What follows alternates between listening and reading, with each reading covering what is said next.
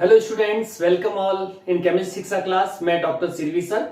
P block बच्चों continue कर रहे हैं। टर्म 1 का हाईएस्ट वेटेज वाला चैप्टर है और ग्रुप 15 अपन में कंटिन्यूएशन में ना हो। तो आज अपन इस वीडियो में स्टडी करेंगे ग्रुप 15 के compounds of phosphorus. Students, compounds of phosphorus में सबसे पहला अपना जो आ रहा है वो है फॉस्फीन गैस, जिसका फॉर्मूला होगा PH3। जैसे अमोनिया गैस होती NH3 जो कि नाइट्रोजन का कंपाउंड था, उसी तरह से अपने फास्फोरस में बढ़ेगा PH3 जिसको फॉस्फीन गैस बोलते हैं। सबसे पहले डिस्कस करते हैं method of preparation. Method of preparation सबसे पहले किससे ऑब्टेन्ड हो सकती है PH3 स्टूडेंट्स? तो एक कंपाउंड होगा जिसको बोलते हैं कैल्शियम फॉस्फाइड।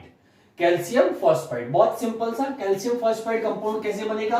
तो कैल्शियम की वैलेंसी 2+ और नाइट्रोजन फैमिली जैसे नाइट्रोजन फॉस्फोरस तो 3- और 3-, तो आप इसको क्रॉस मल्टीप्लाई करेंगे तो यह आंसर हो जाएगा Ca3 और P2 is called calcium phosphide. तो ये यहाँ पे कैल्शियम फॉस्फाइड आ गया।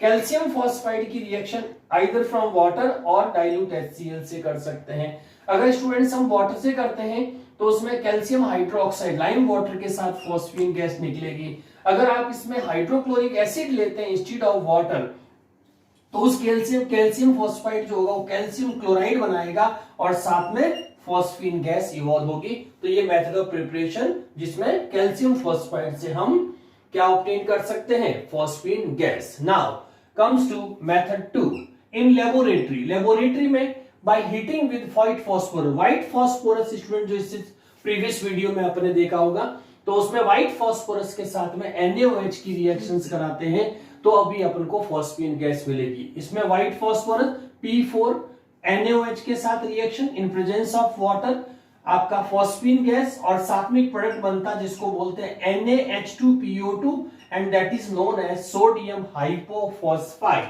NaH2PO2 is known as sodium hypophosphide. तो ये तो थे बच्चों मेथड ऑफ प्रिपरेशन।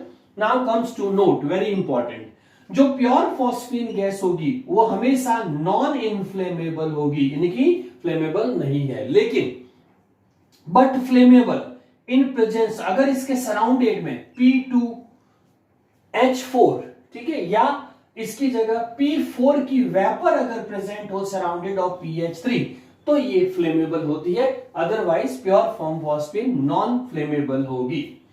प्यूरिफिकेशन, कई बार जिस मेथड से अपन फॉस्फीन ऑब्टेन कर रहे हैं वो इम्प्योर हो सकते तो उसका प्यूरिफिकेशन किससे किया जाएगा? तो उसका एक प्यूरिफिकेशन मेथड होगा।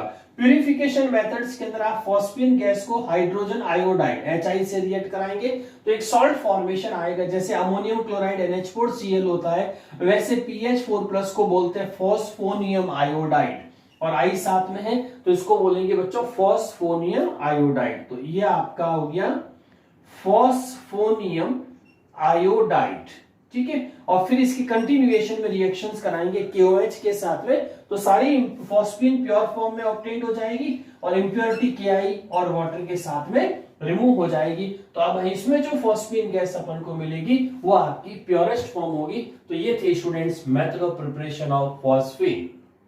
यस स्टूडेंट्स, नाउ फॉस्फीन में प्रॉपर्टीज ऑफ फॉस्फीन कंटिन्यू करते हैं अपन। प्रॉपर्टीज में जो फॉस्फीन गैस है इसकी जो स्मेल होगी, आइडेंटिफिकेशन है गैस विद रॉटन फिश स्मेल होगी, इससे आप फॉस्फीन गैस को आइडेंटिफाई कर सकते हैं। दूसरा, ये गैस हाईली पॉइजनस होती है, यानी कि सिर्फ इसका जो फर्स्ट मेंबर होता है ग्रुप 15 का अमोनिया, यही सिर्फ नॉन पॉइजनस होती है। बाकी रेस्ट जितनी भी गैस बनेगी या फॉस्फीन है, आर्साइन है, ये सारी पॉइजनस रहती है। नेक्स्ट इसका कैरेक्टरिस्टिक्स होता है, ठीक है, explosive when it contact. Explosive when it contact with oxidising agent. कोई भी स्ट्रॉन्ग ऑक्सीडाइजिंग एजेंट, चाहे वो पार्शियल है स्ट्रॉन्ग, जैसे HNO3 स्ट्रॉन्ग है, Cl2 पार्शियल है, Br2 पार्शियल है, इन वेपर के कांटेक्ट में आती है तो ये एक्सप्लोसिव नेचर शो करती है, यानी कि ब्लास्ट टाइप करती है। और स्लाइटली सल्यूबल इन H2O, थोड़ी सी ऑक्सीजन की जो इसमें फॉस्फोरस की इलेक्ट्रोनेगेटिविटी है बहुत हल्की सी पोलैरिटी होती है तो स्लाइटली सल्यूबल इन H2O रहती है। तो मेन इसमें एक्सप्लोसिव प्रॉपर्टी वाला बहुत इंपॉर्टेंट है जिसमें HNO3, Cl2 और Br2 वेपर्स अपन को याद रखनी है। Now comes to chemical reaction of phosphine. Chemical reactions में अगर अपन फॉस्फीन को गैस को वाटर के कांटेक्ट में लाते हैं, इसका एक्वस फॉर्म बनाते हैं और in presence of ultraviolet rays करते हैं। तो phosphine in water in presence of light यानी कि अल्ट्रावायलेट रेज की प्रेजेंस में ये आपकी रेड फॉस्फोरस में कन्वर्ट हो जाएगी और साथ में हाइड्रोजन गैस इवॉल्व होगी। तो ये इसकी लाइट की प्रेजेंस में एक्वस सॉल्यूशन का इंपैक्ट आएगा, जिसमें फॉस्फीन गैस आपकी डिकम्पोज हो जाएगी। तो ये जो लाइट की प्रेजेंस में फिनोमिनॉन है, इसको डिकम्पोजिशन ऑफ फॉस्फीन गैस बोलते हैं। Now next reaction, when it absorbed at metal salt surface. अगर इस फॉस्फीन जो कि वेपर स्टेट के अंदर गैसियस फॉर्म्स के अंदर है, अगर हम कॉपर सल्फेट और मर्क्यूरिक सल्फेट का अलग अलग कंटेनर में अगर अपन उनके पाउडर्स ले लें सॉल्ट के, और उसके ऊपर अगर फॉस्फीन गैस को एब्जॉर्ब कराते हैं, तो कॉपर सल्फेट की सरफेस पे अगर फॉस्फीन गैस एब्जॉर्ब होती है तो रेस्पेक्टिव फॉस्फाइड्स बनेंगे। फॉस्फाइड का मीनिंग समझ गए आप, P3 माइनस, और अगर इसके रेस्पेक्ट में कॉपर है तो कॉपर का फॉस्फाइड बनेगा, और अगर इसके रेस्पेक्ट में मरकरी है तो मरकरी का फॉस्फाइड बनेगा। तो रेस्पेक्टिव फॉस्फाइड्स बनेंगे। तो मर्क्यूरी क्लोराइड में आपका मर्क्यूरिक फॉस्फाइड बनेगा, कॉपर सल्फेट के कांटेक्ट में आएगी तो क्यूप्रिक फॉस्फाइड बनेगा, और बाई प्रोडक्ट में आपका H2SO4 और हाइड्रोक्लोरिक एसिड। HgCl2 के केसेस में आपका हाइड्रोक्लोरिक एसिड, और कॉपर सल्फेट के केसेस में आप, क्योंकि इसमें Cl है तो HCl बनेगा, और सल्फेट है तो H2SO4 बनेगा। तो ये मेटल सरफेस फिनोमिनॉन जो फॉस्फीन गैस के लिए। थर्ड, जैसे फॉस्फीन के पास भी लॉन, जैसे अमोनिया अपना लॉन पेयर होता है बेसिक नेचर लॉन पेयर की वजह से, वैसे के वैसे फॉस्फीन गैस के पास में भी लॉन पेयर होते हैं, क्योंकि सेम फैमिली से बिलोंग करती है। तो ये भी लुईस आपका लिगेंड और लुईस बेस का वर्क करती है। अब इस लुईस बेस को अगर हम HBr यानी कि हाइड्रोब्रोमिक एसिड के साथ या हाइड्रोजन ब्रोमाइड के साथ रिएक्शंस कराते हैं, तो ये जो H+ होगा वो लॉन पेयर एक्सेप्ट कर लेगा, तो ये फॉस्फोनियम ब्रोमाइड सॉल्ट बनेगा, जो ये प्रूव करता है कि आपकी जो फॉस्फीन गैस है वो बेसिक नेचर की है। Okay, now students, uses. Phosphine gases के क्या बेसिक यूजेस हो सकते हैं? तो फॉस्फीन गैस के अंदर फर्स्ट यूज है वो है हॉलमेज सिग्नल फॉर्मेशंस के लिए। सी वाटर के अंदर शिप को नहीं टकराए उसके अलर्टनेस के लिए इसमें हॉलमेज सिग्नल्स बनाते हैं। किस तरह से बनते हैं हॉलमेज सिग्नल्स? तो एक कंटेनर, दो अलग अलग कंटेनर जैसे हमारे पास में है, जिसमें एक में आपका कैल्शियम कार्बाइड और दूसरे में आपका कैल्शियम फॉस्फाइड। इनको पीस्ड करेंगे, और पीस्ड करने के बाद में थ्रोवन इन सी वाटर, समुद्र में फेंक देंगे इनको, और इससे गैस इवॉल्व होगी जिसको अपन बोलते हैं फॉस्फीन गैस। और गैस जैसे इवॉल्व होगी तो एटमॉस्फेरिक एयर से रिएक्ट करके ये बर्न करेगी, और बर्न करती वो सिग्नल का वर्क करेगा। तो उसमें शिप का डायरेक्शन आप चेंज कर सकते हैं एज पर रिक्वायर्ड। तो ये सिग्नल का वर्क करेगी। इसी तरह से सर्च में भी सिग्नल का वर्क करेगी। दूसरा इंपॉर्टेंट है, कहीं आपको इसमें स्मोक स्क्रीन्स बनानी हो, है ना, यूज्ड इन स्मोक स्क्रीन्स, तो उस केसेस में भी इसको यूज किया जाता है स्मोक स्क्रीन क्रिएशंस के अंदर ही। तो ये थे बच्चों आपके फॉस्फीन गैस की properties, chemical reaction and uses.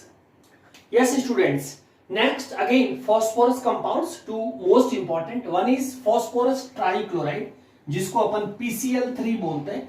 Second इसी का कंपाउंड है फॉस्फोरस पेंटाक्लोराइड, जो हायर वैलेंसी वाला है, PCl5। स्टूडेंट, इसमें दोनों को साथ में कंपेयर करके अगर आप याद करेंगे तो आपके लिए बहुत इजी हो जाएगा।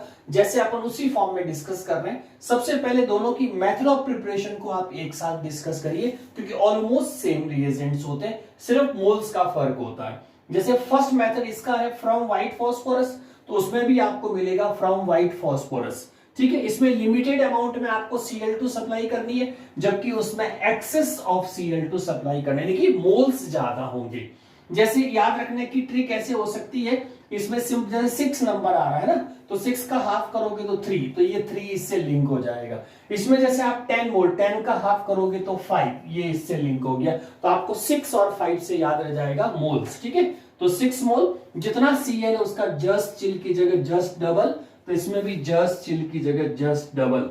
तो ये मोल्स आपको याद रह जाएंगे, और आपको लेना क्या है, व्हाइट फॉस्फोरस। तो व्हाइट फॉस्फोरस P4, 6 मोल क्लोरीन के साथ करेंगे तो 4 मोल PCl3, और बैलेंस आप बाद में भी कर सकते हैं PCl3। इसमें व्हाइट फास्फोरस है, बस जहां 6 मोल था वहां पे इसके अंदर जो जितना इसका क्लोरीन नंबर है उससे डबल मोल ले लीजिए, जितना इस पे क्लोरीन मोल है उसका डबल मोल ले लीजिए और 10Cl2 के साथ में इसको लेंगे तो आपको 4 मोल PCl5। जो ये फर्स्ट मेथड आप इन दोनों का आपस में कंपेयर कर सकते हैं और कंपेयर से आपको इजीली याद रह जाएगा। First now comes to second method from thionyl chloride. Students organic में डार्जन रिएक्शन वगैरह सीखते तो आप देखेंगे उसमें SOCl2 को अपन बोलते हैं SOCl2 is known as thionyl chloride, जबकि इसमें सल्फोनाइल क्लोराइड है। देखिए डिफरेंस दोनों में।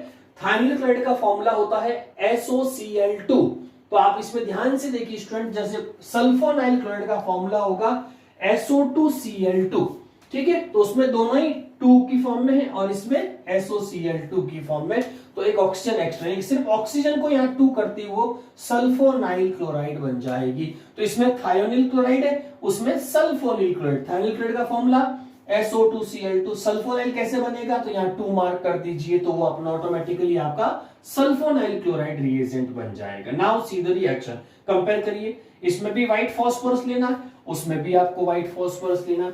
यहाँ पे थायोनिल क्लोराइड के 8 मोल, वही जस्ट इस बार इसमें 4 से डबल कर दिया 8, ठीक है, तो 8 मोल, जबकि इसमें देखो दोनों ही चीजें 10-10 मोल है, तो इसीलिए आपको डायरेक्टली वो 10-10 मोल, इसमें 6 और 8 है, बस ये आपको याद रखना। इधर 10-10 से आपको डायरेक्ट रिएक्शंस याद रह जाएगी।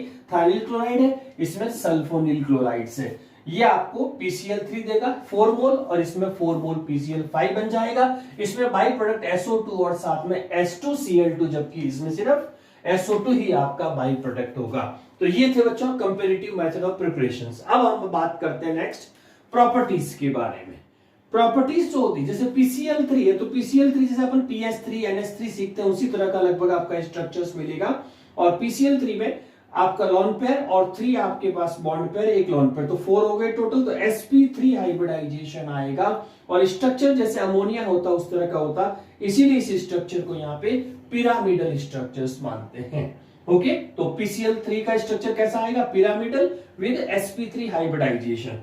अब आप इसमें कैरेक्टरिस्टिक्स अगर देखें तो ये ऑयली लिक्विड होता है, PCl3 जो होता है वो ऑयली लिक्विड होता है, नंबर 1 ये ध्यान रखेंगे। और ये ऑयली लिक्विड अगर मॉइस्चर के कांटेक्ट में आता है, प्रेजेंस ऑफ H2 यानी कि वाटर की वेपर या कहीं पे भी हाइग्रोस्कोपिक पार्ट में मॉइस्चर के कांटेक्ट में आ जाता है तो इसका हाइड्रोलाइसिस हो जाता है, और हाइड्रोलाइसिस में ये हमेशा POCl3 बनाता है। तो याद रखना है what happens when the PCl3 have contact with air in moisture, तो आंसर हमेशा POCl3 राइट होगा MCQ के अंदर। तो ये आपको इंपॉर्टेंट याद रखना बच्चों। इसी तरह से अपन बात करते हैं इसमें PCl5 की कौन कौन सी प्रॉपर्टीज हो सकती है। सबसे इंपॉर्टेंट इसका स्ट्रक्चर स्टूडेंट्स, और बहुत ही इंटरेस्टिंग स्ट्रक्चर है, आप ध्यान से देखेंगे तो इसमें देखिए क्योंकि 5 है तो इसका स्ट्रक्चर जो बनेगा तो इसमें हाइब्रिडाइजेशन जो आता है वो आपका sp3d1 आएगा, और sp3d1 का स्ट्रक्चर होता है ट्राइगोनल। ध्यान से सुनिए, ट्राइगोनल होते हैं और 2 पिरामिड्स रहेंगे 90 पे, तो ये आपके पिरामिड फॉर्म्स के अंदर आएगा, ट्राइगोनल बाई पिरामिडल। तो अब इसमें इंपॉर्टेंट ये भी ध्यान रखना है कि ये जो ट्राइगोनल बाई पिरामिडल स्ट्रक्चर आया है ये आपका लिक्विड और गैस में वैलिड होगा, ध्यान रखना है, वेरी इंपॉर्टेंट। सॉलिड की अपन अलग से बात करेंगे, तो पहले लिक्विड और गैस में अगर आपसे पूछे PCl5 का मॉलिक्यूलर स्ट्रक्चर्स कैसा होगा तो आंसर हमेशा trigonal bi pyramidal structure right होगा बच्चों, MCQ के अंदर भी ध्यान रखना है। और उसके बाद में इसमें 2 जो इंपॉर्टेंट चीजें और ध्यान रखनी वो है कि ये जो आपके 3 जो रेड कलर में क्लोरीन दिख रहे हैं ये क्लोरीन आपके इक्विटोरियल बॉन्ड्स क्लोरीन्स कहलाते हैं, जो बॉन्ड कंपैरेटिवली शॉर्ट होता है, जबकि जो पिरामिड फॉर्म में आपको दिख रहे हैं इसको बोलते हैं एक्सियल बॉन्ड्स। ये वाले बॉन्ड जो कहलाएंगे ये एक्सियल बॉन्ड्स हैं, और इस बॉन्ड पे आप देखें रिपल्सन ज्यादा हो जाता है इसके एक्सियल, जो एक्सियल होते हैं दे हैव मोर रिपल्सन, और मोर रिपल्सन की वजह से बॉन्ड में हल्का सा स्ट्रेस आ जाता है जिससे ये 240 पिकोमीटर तक चला जाता है, इसीलिए एक्सियल बॉन्ड को लॉन्गर बॉन्ड्स कहा जाता है, जबकि इक्विटोरियल बॉन्ड्स जो होते हैं वो शॉर्टर कहलाते हैं, और ये करीब 202 पिकोमीटर ही रहेंगे। ये जितने भी आपके बॉन्ड्स है these are equatorial bonds and these are axial bond. तो ये PCl5 का स्ट्रक्चर। अब ये PCl5 अगर सॉलिड स्टेट में ऑब्टेन होता है, सॉलिड स्टेट में होगा, ठीक है, तो while in solid state exist in ionic solids बनाता है। कैसा? जबकि ये सारे कोवेलेंट है, वो आयोनिक सॉलिड बनता है। कॉम्बिनेशन क्या रहता है? जैसे ऐसे इसकी याद रखने की बहुत सिंपल सी ट्रिक है, 2 PCl5 एज्यूम कर लो और फिर मैं एक PCl5 को 5 दूसरे को दे दूं तो क्या हो जाएगा? 4 और 6। जो PCl4 होगा वो प्लस बन जाएगा क्योंकि इसका लॉस हुआ है, और PCl6 वाला आपका माइनस बन जाएगा, तो ये कहलाएगा कैटाइन और वो कहलाएगा एनाइन। जो कैटाइन होगा जिसमें 4 है वो टेट्राहेड्रल स्ट्रक्चर शो करेगा, और जो Cl6 वाला है वो आपका ऑक्टाहेड्रल। तो सॉलिड में टेट्रा और ऑक्टा का कॉम्बिनेशन होता है, और ये सॉलिड की आपकी स्ट्रक्चरल फॉर्म्स होती है। तो ये बच्चों आपके थे method of preparation, include properties of PCl3 and PCl5। Yes, इसी के कंटिन्यूएशन में अब अपन कंपेयर करते हैं PCl3 की केमिकल रिएक्शंस और PCl5 की केमिकल रिएक्शंस। फिजिकल स्टेट का आइडेंटिफिकेशन अपन देख ही लिया था, PCl3 ऑयली लिक्विड्स होता है, जबकि PCl5 आपका येलो पाउडर होता है। ठीक है, नाउ सबसे पहले विद H2O, अगर वाटर के साथ रिएक्शन कराते हैं PCl3 की एक्सेस के अंदर, तो ये हमेशा फॉस्फोरस एसिड है ना, H3PO3 को क्या बोलेंगे? फॉस्फोरस एसिड, और उसके साथ में आपका hydrochloric acid as a vapour और गैसियस स्टेट में इवॉल्व होगी। Second reaction student with organic compound, और ऑब्वियसली ये जितने भी रिएजेंट होते हैं आप जानते होंगे बच्चों, इसमें SOCl2 thionyl chloride, PCl3, PCl5 very famous है, और इनके आप देखेंगे तो बाई प्रोडक्ट में SOCl2 जब भी होता तो SO2 प्लस HCl निकलेगा, PCl3 जब भी होगा तो बाई प्रोडक्ट में हमेशा फॉस्फोरस एसिड निकलेगा, PCl5 जब भी होगा तो POCl3 plus HCl confirm out होंगे। तो ये तीनों ही फेमस रिएक्शंस के अंदर आती है, तो डायरेक्टली भी आप ऑर्गेनिक में ट्रिक में याद रख सकते हैं, और जहां भी हमने ऑर्गेनिक रिएक्शंस की है उसमें आपको ये सारी ट्रिक्स मिली होगी और वीडियो में भी अवेलेबल है। जैसे एसिटिक एसिड से रिएक्शंस कराती है, न्यूक्लियोफिलिक रिएक्शंस होती है, तो इसमें PCl3 है तो 3 से मल्टीप्लाई कर दो और इसका OH पार्ट जो होगा वो H3PO3 का पार्ट बन जाएगा, और रिमेन्स आपका ये Cl इस पे ट्रांसफर होते ही CH3COCl बन जाएगा।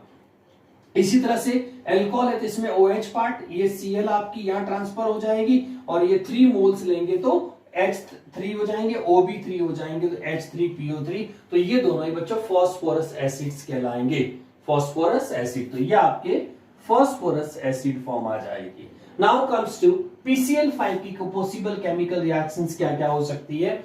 तो इसमें फर्स्ट वाटर के साथ में, अगर हम लेस अमाउंट ऑफ वाटर के साथ PCl5 की रिएक्शंस कराते हैं सिर्फ मॉइस्चर फॉर्म के अंदर, तो ये POCl3 और hydrochloric acid as a vapour state बनेगी। लेकिन जैसे ही इसको एक्सेस ऑफ वाटर के साथ, जो POCl3 बना है उसकी रिएक्शंस एक्सेस ऑफ वाटर के साथ में करेंगे, तो ये H3PO4 phosphoric acid, phosphoric acid बनेगा, और इसमें हाइड्रोक्लोरिक एसिड हो जाएगा आपका वेपर स्टेट में बाई प्रोडक्ट।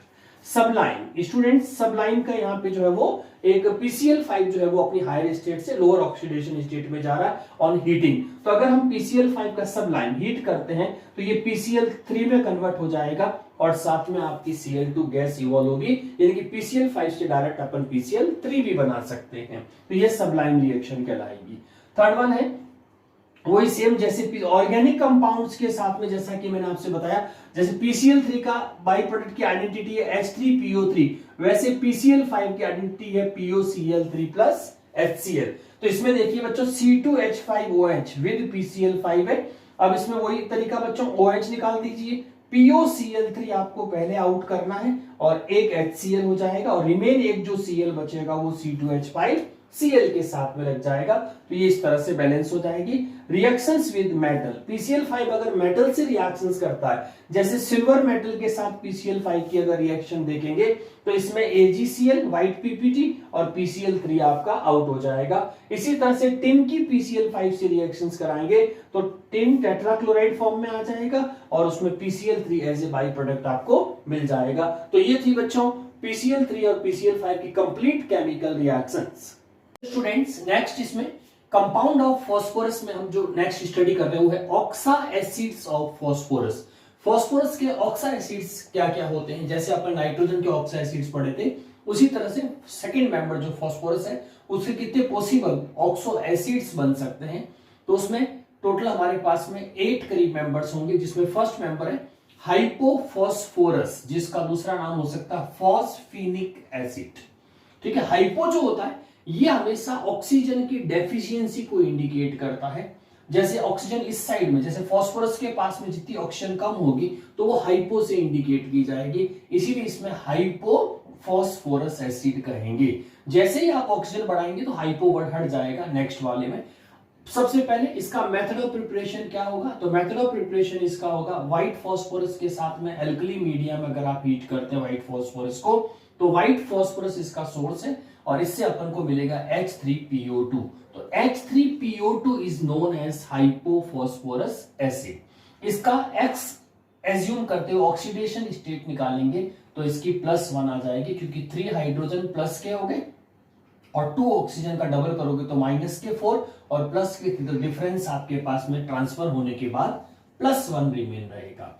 अब स्टूडेंट्स स्ट्रक्चर्स की बात है। स्ट्रक्चर में बहुत सिंपल ट्रिक है, ये सारे स्ट्रक्चर आप एक साथ लर्न कर सकते हैं। बहुत सिंपल ट्रिक ये है कि सबसे पहले आप सेंटर फास्फोरस को प्लेस करो, ये सेंटर फास्फोरस आ गया। इसके बाद first oxygen double bond O से सबसे पहले डबल बॉन्ड O लगाओ। अब रिमेन जितनी भी ऑक्सीजन है उन सबको OH बना दो, रिमेन जितनी भी है, और उसके बाद जो भी रिमेन हाइड्रोजन्स बचेंगे वो सीधा फास्फोरस से हाइड्राइड बॉन्ड बना देंगे PH। तो याद है, वापस से एक बार रिकॉल करिए दिमाग में क्या करना है। First oxygen will be double bond O, जो फास्फोरस के डबल बॉन्ड O बनाए, rest all oxygen will make OH, और उसके बाद अगर रिमेन्स बचता है हाइड्रोजन तो वो डायरेक्ट H की फॉर्म में प्लेस होगा। इसीलिए इसका स्ट्रक्चर आपको इस तरह से मिलेगा।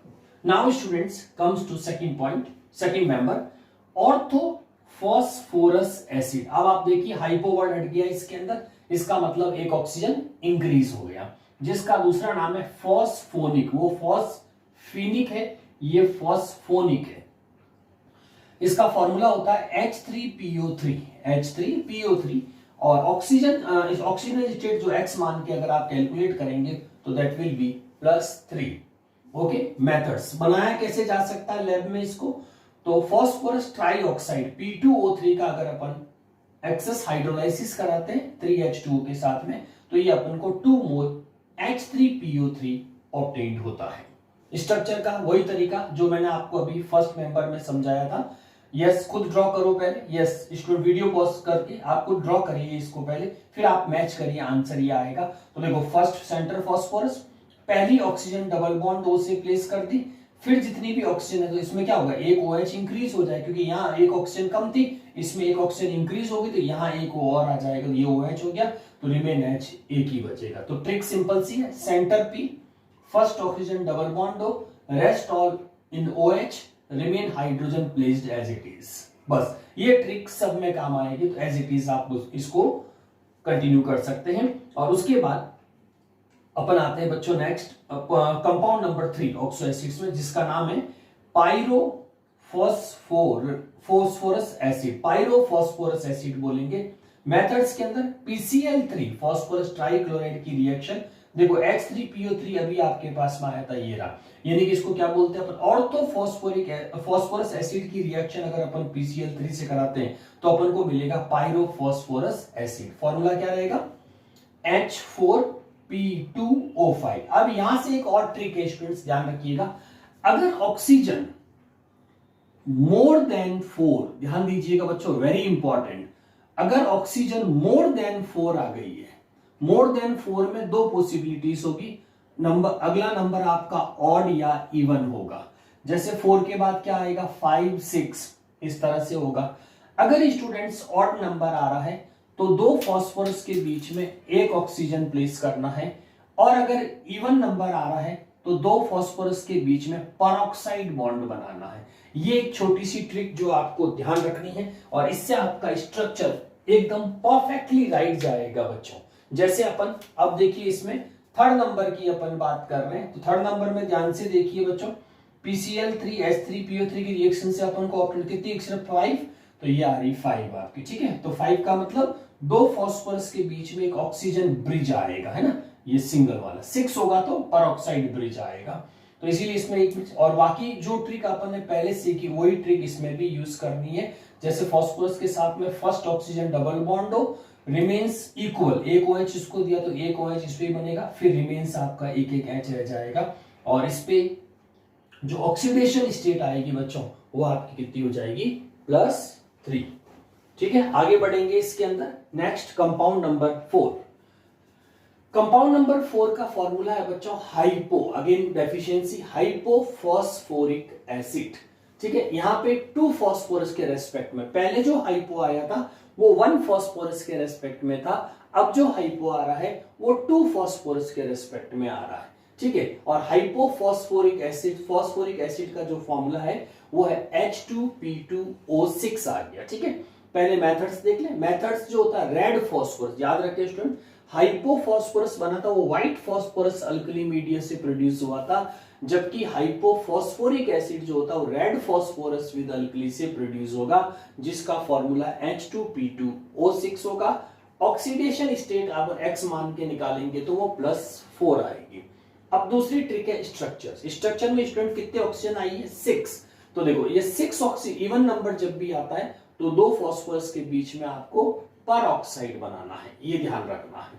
ठीक है, अगर मोर देन 4 में इवन ऑड नंबर है तो हमेशा सिंगल ऑक्सीजन ब्रिज बनेगा, और अगर मोर देन इवन नंबर में 6 आता तो डबल ऑक्सीजन ब्रिज बनेगा, जिसको पर ऑक्साइड बॉन्ड भी बोलते हैं। फिर फास्फोरस, बाकी ट्रिक वही है, डबल बॉन्ड हो और रिमेन्स OH, एक्स्ट्रा हाइड्रोजन इसके पास है नहीं तो आपको H प्लेस करने की जरूरत ही नहीं पड़ेगी। ठीक है, नेक्स्ट आ जाइए कंपाउंड नंबर 5।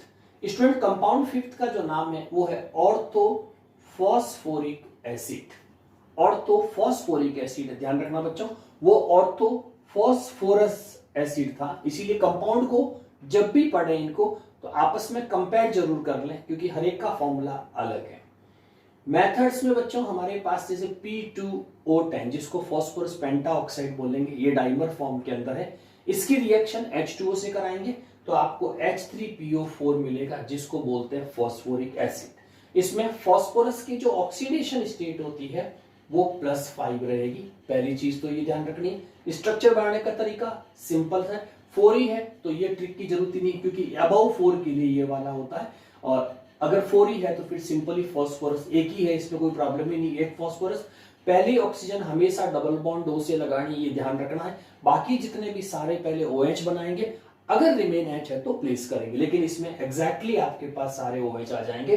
तो that is structure of phosphoric acid.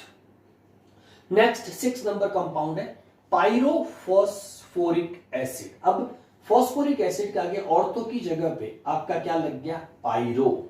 ठीक है, पायरो में मेथड ऑफ प्रिपरेशन में आपका 2 मोल फास्फोरिक एसिड को अगर हीट करते हैं तो उसमें से वाटर रिमूव हो जाएगा, यानी कि ये जो स्ट्रक्चर आपको दिख रहा है, ऐसा स्ट्रक्चर एक साइड में और बना दीजिए और उसमें से H2O निकाल दीजिए। तो आपको पायरोफॉस्फोरिक एसिड का स्ट्रक्चर याद रखने की जरूरत ही नहीं है, सिंपल सा, जैसा ये स्ट्रक्चर ऐसा स्ट्रक्चर आप क्या करो, एक और बना दो, क्योंकि इसका डाइमर ही है, तो इसमें क्या होगा, H2O निकाल दीजिए और इनको आपस में लिंक कर दो, तो ऑटोमेटिकली आपका पायरोफॉस्फोरिक एसिड का फॉर्मूला, यानी कि pyrophosphoric acid is just 2 mole of orthophosphoric acid heating bye removal of H2O। इसीलिए इसका जस्ट डबल फॉर्मूला करके, जितना आपका फॉर्मूला है H3PO4 का डबल करो तो ठीक है, और उसमें से H2O निकाल दो। ठीक है बच्चों, तो ये आपके पास में फॉर्मूला आ जाएगा 6। क्लियर? तो ये बना बच्चों आपके पास में पायरोफॉस्फोरिक एसिड।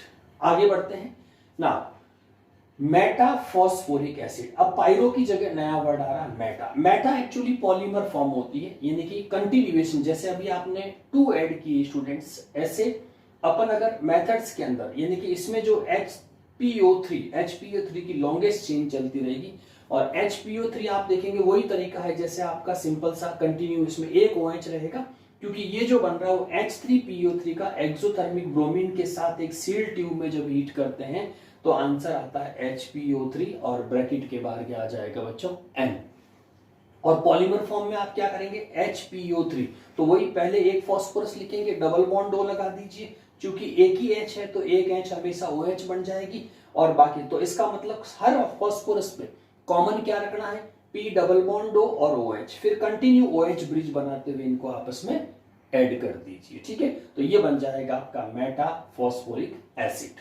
ना 8th नंबर ऑक्सो एसिड्स, देखिए ये 8th नंबर ऑक्सो एसिड्स है जिसका नाम है साइक्लो ट्राइमेटा फॉस्फोनिक एसिड। साइक्लो नाम वापस देखिए, साइक्लो ट्राइमेटा, फिर पहले ओनली मेटा था, ट्राइमेटा, यानी कि ये ओपन चेन बन रही है और इसमें इसी का आप साइक्लिक बना ट्राइमेटा फॉस्फोरस। तो बेंजीन जैसा स्ट्रक्चर बना दो पहले और अल्टरनेट 3 फॉस्फोरस लगा दो और अल्टरनेट 3 कार्बन की जगह पे ऑक्सीजन लगा दो, फर्स्ट पॉइंट।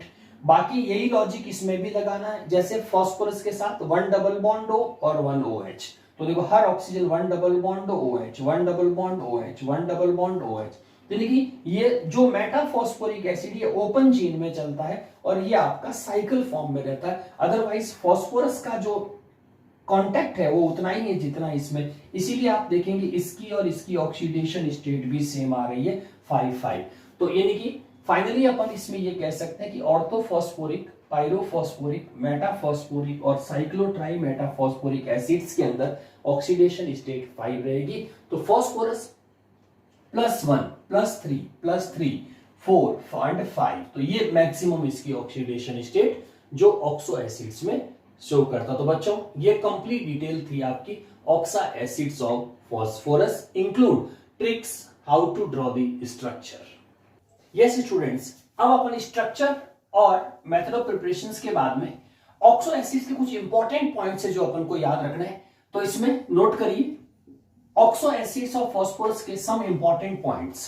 स्टूडेंट फॉस्फोरस का कोई भी स्ट्रक्चर जब आपने ड्रॉ किया, अभी याद किया, उस मोस्ट बेसिकल जो कॉमन स्ट्रक्चर आ रहा है उसमें एक बॉन्ड का नाम होता है पीएच बॉन्ड, तो ये तो कहलाएगा आपका पीएच बॉन्ड। एक होता पीओएच बॉन्ड, तो ये कहलाएगा आपका पीओएच बॉन्ड। ये हमेशा आयोनाइजेबल होता है। ये वाला जो बॉन्ड होता है पीएच, ये नॉन आयोनाइजेबल रहेगा, यानी कि वाटर सोल्यूबल नहीं होगा। यानी कि जो फॉस्फो जितने भी एसिड्स है इनकी प्रॉपर्टी एसिडिक सिर्फ पीओएच बॉन्ड की वजह से आएगी। तो देखिए कुछ इंपॉर्टेंट पॉइंट्स। और नंबर 1, मोस्टली आपके जो स्ट्रक्चर्स बनते हैं फॉस्फोरस के वो टेट्राहेड्रल फॉर्म्स जाती है, ठीक है। चाहे कितने भी फॉस्फोरस है, मोस्टली जो इसमें स्ट्रक्चर आपका आएगा वो टेट्राहेड्रल फॉर्म्स आएगा। तो अब देखिए इसमें इंपॉर्टेंट पॉइंट्स नोट करते जाइए। तो इन सभी ऑक्सो एसिड्स ऑफ फॉस्फोरस के लिए ये कॉमन पॉइंट्स है सबके लिए। उसमें है in oxo acids of phosphorus atom, ठीक है, surrounded by tetrahedrally with other atoms, यानी कि जितने भी पी डबल बॉन्ड हो या पीओएच बॉन्ड्स होते हैं ये सारे टेट्राहेड्रली बाउंडेड रहते हैं। तो स्ट्रक्चर वाइज आप ऑक्सो एसिड्स इस तरह के होंगे। Point 2, oxidation state of P atom, phosphorus atom कहां से कहां तक चेंज हुई थी, +1 to +5, ये इसका ऑक्सीडेशन स्टेट चेंज है। ये पॉइंट आपका geometry of phospho oxo acids के लिए है। Point number 3 students, when these acids, यानी कि ये ऑक्सो फॉस्फोरिक एसिड जो भी अपन ने 8 याद किए, आर प्रेजेंट इन +3, अगर ये जिन जिन acids oxo acids of phosphorus की ऑक्सीडेशन स्टेट +3 आई है, वो phosphorus atom tends to disproportionate, वो एसिड्स डिस्प्रपोर्शनेट रिएक्शन शो करते हैं to higher and lower oxidation state, यानी कि +3 वाले जितने भी ऑक्सो एसिड्स ऑफ फॉस्फोरस है वो सब आपकी डिस्प्रपोर्शनेट, नाम से ही पता लगा, डिस मींस डिफरेंट और प्रोपोर्शनेट मींस इक्वल होता है, लेकिन डिस्प्रपोर्शनेट नॉट इक्वल। तो इसमें ये जो फॉस्फोरस आपको दिख रहे हैं स्टूडेंट्स, ये जितने भी फॉस्फोरस है इनका जब आप एक्स एज्यूम करते हुए जब इनकी ऑक्सीडेशन स्टेट आप कैलकुलेट करेंगे बच्चों, तो ये ऑक्सीडेशन स्टेट आपकी डिफरेंट आएगी, है ना, सबके अंदर डिफरेंट डिफरेंट आएगी। तो आप एक्स एज्यूम करते हुए जब देखेंगे तो इसकी ऑक्सीजन की ऑक्सीडेशन स्टेट इससे और इससे बिल्कुल अलग आएगी। तो इसीलिए ऐसी रिएक्शन को डिस्प्रपोर्शनेट रिएक्शंस बोलते हैं, लेकिन ये +3 वाले ऑक्सीडेशन स्टेट वाले ऑक्सो एसिड्स ऑफ फॉस्फोरस के लिए है।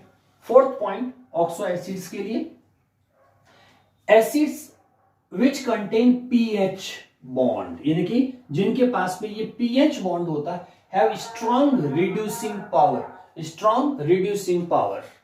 देखिए बच्चों इसके अंदर स्ट्रॉन्ग रिड्यूसिंग पावर के अंदर एग्जांपल क्या रहेगा, तो इसमें बच्चों H3PO2 जो है हाइपोफॉस्फोरस एसिड, एक बहुत ही फेमस रिड्यूसिंग एजेंट है, जो स्ट्रॉन्ग रिड्यूसिंग एजेंट है, हाइपोफॉस्फोरस एसिड। Hypophosphorous acid. और आपको याद होगा बच्चों, ये ऑर्गेनिक में भी यूज होता है जब हम डायजोनियम सॉल्ट से बेंजीन फॉर्म करते हैं। जैसे आपके पास में ऑर्गेनिक में N2Cl डायजोनियम सॉल्ट है और इसकी रिएक्शन अपन H3PO2 की प्रेजेंस में करते हैं, तो उस केस में आप देखेंगे इसमें से जैसे ही आप इसको हीट करते हो तो N2 निकल जाती है और ये Cl इसके H के साथ निकल, तो ये अपन को 2H प्रोवाइड कराता है और डायजोनियम सॉल्ट सीधा बेंजीन में कन्वर्ट हो जाता है। तो ऑर्गेनिक में भी हाइपोफॉस्फोरस एसिड की as a strong reducing agent बहुत इंपॉर्टेंस है बच्चों इसमें, फर्स्ट।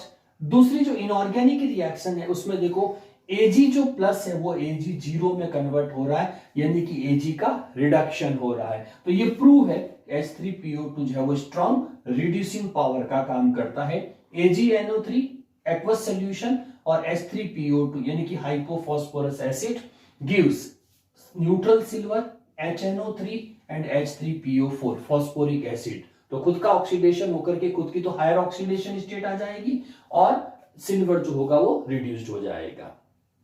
पॉइंट नंबर 5 की बात करते हैं students, PH bond are non ionisable, यानी कि ये जो पीएच बॉन्ड, यहां नेगेटिविटी बहुत ज्यादा डिफरेंस नहीं होता, तो पोलर सॉल्वेंट में ये H जो है वो आयोनिक फॉर्म में नहीं निकलता, इसीलिए जिनके पास पीएच बॉन्ड ज्यादा होंगे उनकी बेसिसिटी कम होगी क्योंकि वो कम H प्लस रिलीज करेंगे।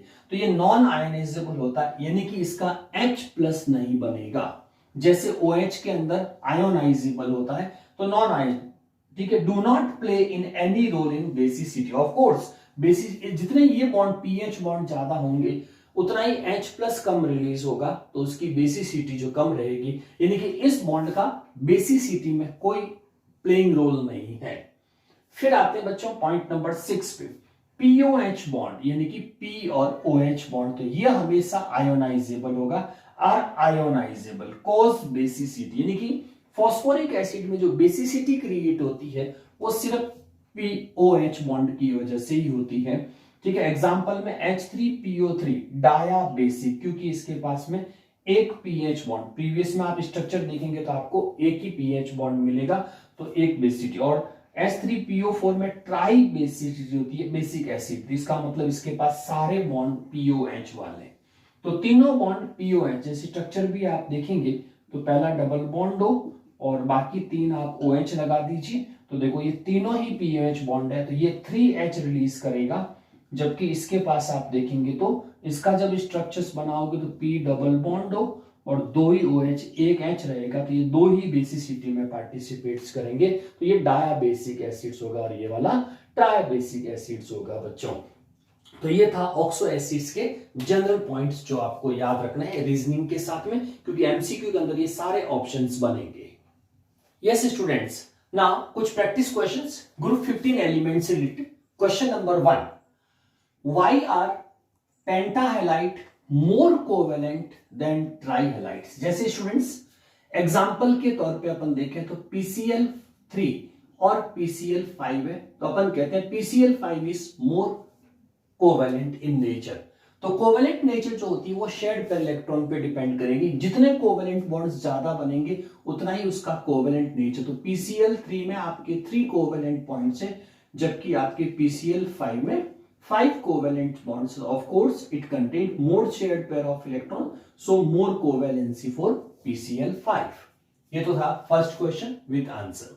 Second question students, why is bismuth hydride the strongest reducing agent in group 15। Students group 15 कौन कौन से होते हैं? नेपाल, पाक, ऑस्ट्रेलिया सब बिक जाएंगे। इसके हाइड्राइड्स बनाएंगे तो NH3, PS3, NTN और BiH3। हमसे ये पूछा गया है इस क्वेश्चन के अंदर कि जो BiH3 है वो आपका स्ट्रॉन्गेस्ट रिड्यूसिंग एजेंट है। स्ट्रॉन्गेस्ट रिड्यूसिंग एजेंट क्यों है? ठीक है, तो टॉप टू बॉटम जाएंगे तो क्या होगा? The bond length in between hydrides will increase, और जितनी आपकी बॉन्ड लेंथ इंक्रीज होगी इजी टू रिलीज हो जाएगा हाइड्रोजन, और जितना हाइड्रोजन इजी रिलीज होगा वो strongest reducing agent characteristics show करेगा। सो in group 15 hydrides, as we proceed from top to bottom, the reducing power increases because easy to release the hydrogen. ये आपका question number 2. Now question number 3, why does PCl3 fume in moisture? Yes students, यहाँ पे अपन का moisture में जो fumes वो किस तरह से होगी, तो इसमें आप क्या करेंगे, PCl3 जो होता है उसका मॉइस्चर के कंटेंट में हाइड्रोलाइसिस हो जाता है. क्या हो जाएगा, हाइड्रोलाइसिस. तो PCl3 hydrolysis in presence of moisture gives fumes of HCl. तो इससे एक्सेस ऑफ फ्यूम्स जो होती है वो PCl3 को हाइड्रोक्लोरिक एसिड की फ्यूम्स में कन्वर्ट कर देता है और खुद जो है वो H3PO3 में कन्वर्ट हो जाता है. H3PO3 में कन्वर्ट हो जाएगा और इसमें जो आपको फ्यूम्स मिलेगी वो मोस्टली हाइड्रोक्लोरिक एसिड्स की होगी स्टूडेंट्स. किसकी, हाइड्रोक्लोरिक एसिड. तो ये आपको फ्यूम्स जो ऑब्टेन्ड होती है वो हाइड्रोक्लोरिक एसिड की होती है और PCl3 इटसेल्फ जो है वो H3PO3 में कन्वर्ट हो जाएगा in presence of moisture. Yes students, next question है question number 4. What happens when PCl5 is heated? Yes, PCl5 को अगर डायरेक्टली अपन हीट देते हैं तो इसका क्या इंपैक्ट आएगा और क्या केमिकल रिएक्शंस होगी. तो स्टूडेंट्स, इसमें आप देखेंगे जैसे ही अपन PCl5 को हीट देते हैं तो ये सबलाइम रिएक्शन शो करता है. सबलाइम रिएक्शन में आपका जो PCl5 होगा वो जैसे ही आप हीट प्रोवाइड कराएंगे तो it get decomposes into PCl3 and Cl2. इसीलिए इस क्वेश्चंस में आपको जो रीजन देना है वो है सबलाइम वर्ड आना चाहिए और उसके बाद नीचे केमिकल रिएक्शन से ये प्रूव करना है कि what is the heat effect on PCl5. Now question number 5. What is the basicity of H3PO4? H3PO4 को क्या बोलते हैं, orthophosphoric acid. Orthophosphoric acid. Clear. Now इसका स्ट्रक्चर, बेसिसिटी का मतलब क्या हुआ, कितने H प्लस जो है वो रिलीज करेगा. तो H प्लस वो वाले रिलीज होंगे जो POH बॉन्ड. तो इसका स्ट्रक्चर देखेंगे तो phosphorus, first oxygen double bond O से लगानी और फिर जितनी भी ऑक्सीजन होगी स्टूडेंट्स वो सारे OH बनेगा और रिमेन्स हो तो H लिखेंगे. तो बेसिसिटी जो होती है वो हमेशा नंबर ऑफ POH बॉन्ड पे डिपेंड करती है क्योंकि जो फॉस्फोरस का POH बॉन्ड होता है वही H प्लस रिलीज करता है. तो देखिए ये POH बॉन्ड है, इसका H प्लस रिलीज हो जाएगा. ये POH बॉन्ड है, H प्लस रिलीज हो जाएगा और ये भी. तो देखिए टोटल कितने हो गए, 3. तो 3 H इसमें से रिलीज होंगे तो ये ट्राई बेसिक एसिड हो गया. Try basic acid. So the answer is 3. तो स्टूडेंट्स, ये हमारा था कंप्लीट ग्रुप 15 पी ब्लॉक. अच्छे से पढ़िएगा और एमसीक्यू क्वेश्चंस के अकॉर्डिंग इसकी बहुत बढ़िया प्रैक्टिस करिएगा बच्चों और वीडियो को बार बार वॉच करके आप सारे रीजनिंग और कंसेप्ट क्लियर कर सकते हैं. थैंक यू फॉर ज्वाइनिंग, बने रहिएगा.